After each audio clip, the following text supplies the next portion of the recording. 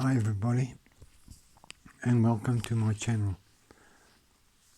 Thank you for watching. My name is Frank Gerard Weldon. I have planned the whole day. I had planned to make this video as soon as possible, as I'm eager to get this video out to as many people as possible, so that what it entails is tantrums which are performed by toddlers, how to overcome it. I've made some previous videos which are on the way of being launched and uploaded. This is just like a kind of an introduction. What has happened is, with my anticipation of making the video, I was interrupted by my grandchild. We live together. He's five years old, and he's turning 6 in a month or two. And we were playing and we were wrestling and having a whale of a time. But at my age, I'm not very old, but at my age, it is energy tapping stuff. It's really very difficult. And we've been wrestling and playing and laughing and what have you. And it's that release of energy which is so vitally important with our little ones. So I just now, about 5 minutes ago, set up my camera, which is not all that professional, and I haven't got light screens and professional cameras with zooms, etc. So I'm slightly out of breath, and I'll have to most probably go and shower again before I get into bed later on tonight. But we had a whale of a time. My warning is to people, future fathers and future grandfathers, is to please protect your wickets. Please protect your wickets. That no ball that is bowled by the bowler is devastating. We know what it's like as men. If he hits that center wicket, you're down on all fours. It is painful. It's truly painful. And tonight we had a real rough and tumble playing, and I don't know, but somehow my left eye is kind of out of focus. I really cannot see properly what's going on the screen. My right eye it's up and down, you know. It's I can't explain it to you. There's something drastically wrong. I don't know. And it never hit me on my eye or my head or anything like that. There's no serious injury. But something obviously is not in place. I want to tell you what I've done. What I've done is I've written a book on toddlers, because this little one of ours is the last one, hopefully. Well, you never know. One of our kids may surprise us again with something like that. And ever since birth we've been together, and I've monitored him, and so I'd gained my experience with this child. So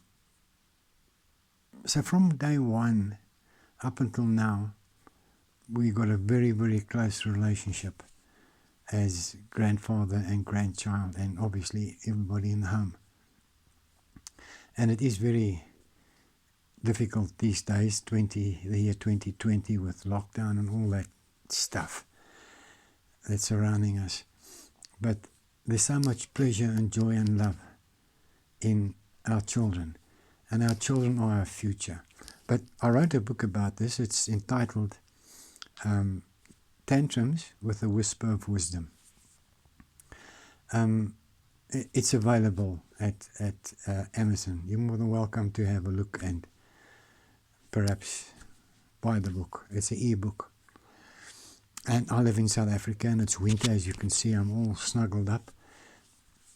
And I apologize if I do go out of focus, because I can't see how to focus in to the screen and things like that.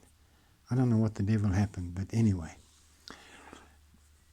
And then I've got videos which I've made, which is sequential to each other. I'll be uploading them very soon. How to cope with tantrums, and how to prevent a tantrum, and how do we align ourselves as grandparents and parents towards our children. Vitally important. I'm very, very concerned, I must say, speaking maybe on behalf of many people across the world. The youth of today are so taken up in technology and speed. It just goes like this. It's unbelievable.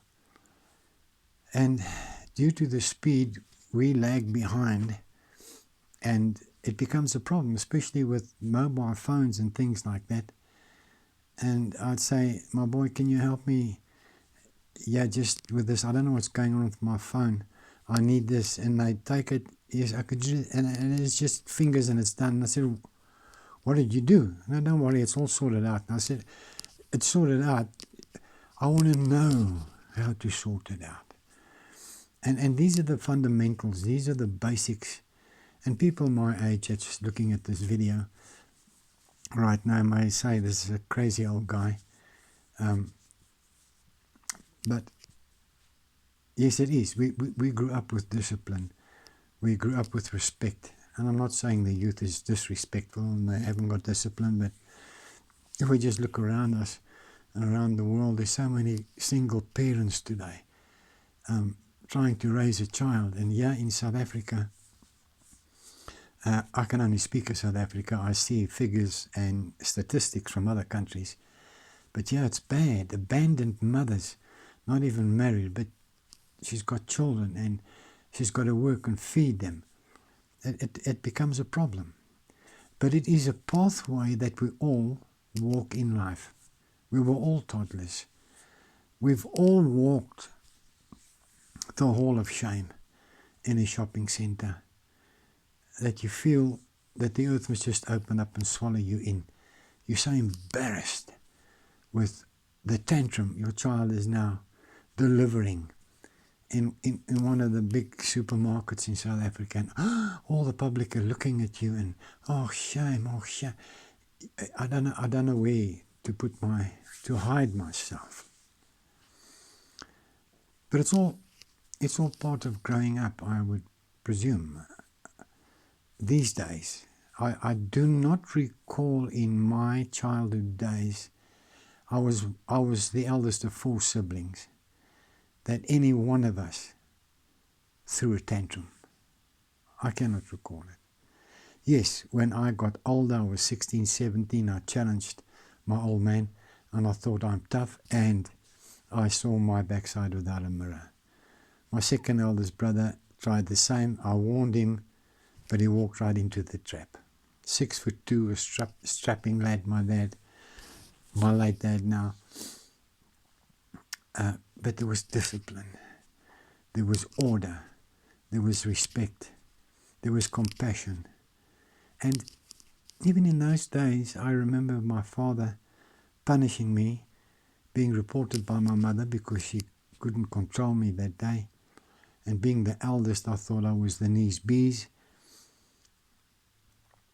He would always, after sorting me out, set me down and say, my son, do you know why I punished you? And I would say, yes, Daddy. He says, well, I'm doing it because I love you. This is the way we do it. This is the way we live. Now, it sounds, I've done my military service. I've served my country. And once again, there was discipline. There was discipline at home, discipline in the Sunday school, discipline in church, discipline big time in the military. Big time. It almost had me depressed, but it was in that time as a young boy, I realized how important discipline is. Today we've got psychologists and psychiatrists coming up with theories and administrating tablets and pills to the children who's got the slightest defect of attention, and I believe it's actually drug related. On the other hand, I've heard people saying it's a placebo effect. It seems to be becoming habitual. I can't sort it out as a parent, so I let somebody who's professional sort it out. So it is that quantum gap between us at our age and the youth and the children of today. I think what I must share with you is the fact that I see. Oh my goodness, I'm so sorry. I'm so sorry. I was so taken up with this. I'm sorry about that. Let me take this off because this in my glasses is causing a light problem here. However, whatever, and for whatever reason, it's all immaterial. These children are carrying our genes. These children are our future. These children, in all respect, is all that we have left. We cannot always rely on friends and family, but our children are precious to us. And it is important that we as adults address and make work of what we're doing and become involved with our children and know where they are and always be an open door to them. I'm not saying totally be a friend, but to a certain degree, yes, but not fearing us for any other reason. And while we're on the subject, I must say that the children throughout the world and here, my heart bleeds when I read stories of children becoming abducted and children disappearing and malnutrition and being mistreated and being beaten up by parents, which is 10 times bigger than them. It's a sin. It's painful. It's painful. So it is my earnest plea from the bottom of my heart that those of us that are still remaining, let us take control of our senses. I want to tell you, there are many a times that I had failed as a grandfather toward him. As I said, he's turning 6 in next month.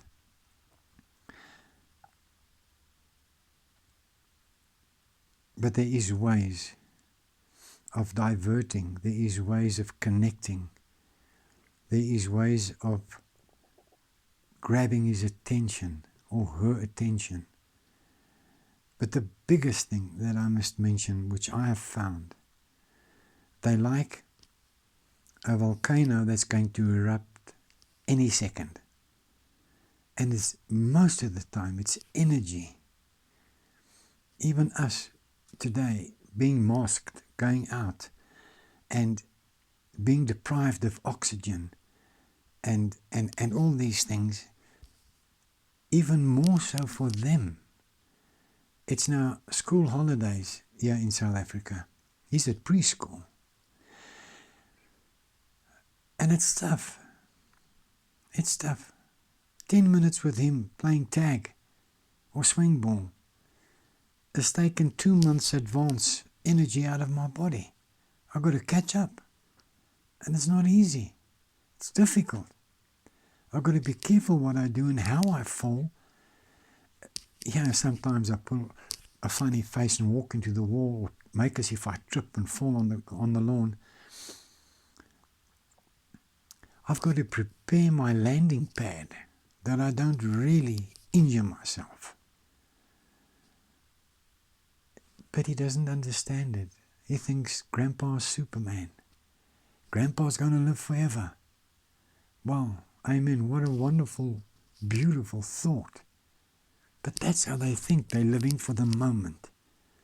Everything happening now is important. And I've noticed when I speak of him, when he was a baby, he doesn't take very kindly to that. He doesn't like to see himself as a baby. He likes to see himself as who he is right now. And that's a very dear lesson to me. I am 68 years old. Thank God I am healthy. I do exercise. And when I say exercise, I don't mean 2 hours workout in a gym. No, I've got dumbbells and I've got a punching bag and I do squats without weights and I do curls and side raises and push-ups and dips and things like that with no equipment other than dumbbells.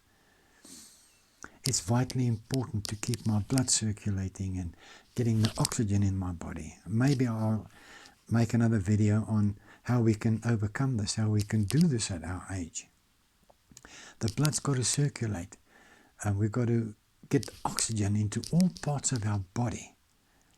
We've got to have a strong immune system and obviously try and eat healthy, which is expensive. So, yes, it is possible. And as I've made mention in the videos that will follow, nothing is impossible. I really foresee a world of peace. I do. I believe it. I feel it. I have not fallen subject to figures, statistics, and what the so-called politicians and all these clever guys are saying. You know what? I'm alive now and I'm enjoying it now. I'm not concerned about the morrow. Now is what is important to me. It's the only part of my being which is, so to say, real, yet an illusion. So I thought maybe I'll just bring a little bit of humor in with the introduction, the beginning of the video, to draw your attention, and let's stay positive. I anticipate to become active in serving children which are undernourished, and we've got, as in any country, homeless people on the streets. I broke one of my teeth, and I was very, very upset with that by eating my morning breakfast, which was muesli and yogurt. And I feel embarrassed to smile, and I don't feel good about it. But I sat next to a man who was on the street. I'd taken him food, and for his family. If he had a home, I don't know, but there was extra before lockdown. And I had a discussion with this man. But he only had one tooth in his mouth. I have broken one. He only has one. And I sat there with a heart that was torn in two to listen to his story. Let's be grateful, people, for who we are and what we are and what we have. Let's forget about what we want. Let's be grateful for our children. As I said, they are our future. They are precious. Love them, kiss them, spoil them within boundaries, but love them, encourage them, allow them to use their own intuitive minds, listen to their stories, listen to their plea. It's not always easy. We cannot sit a toddler down and say, "Now good, James, tell me, why did you throw that tantrum?" Well, you see, Grandpa, what actually happened is I've got a little bit of a chemical imbalance in my body. I can feel it moving through my organs, and this has got a great effect on me. So I truly hope that you understand and accommodate me so that we can get through this. That doesn't happen. Every tantrum is not personally intended. Every tantrum is not pre-planned according to the mind. It's emotions and feelings which are being expressed, and they cannot be carried over or translated into words that we can sit down and discuss it.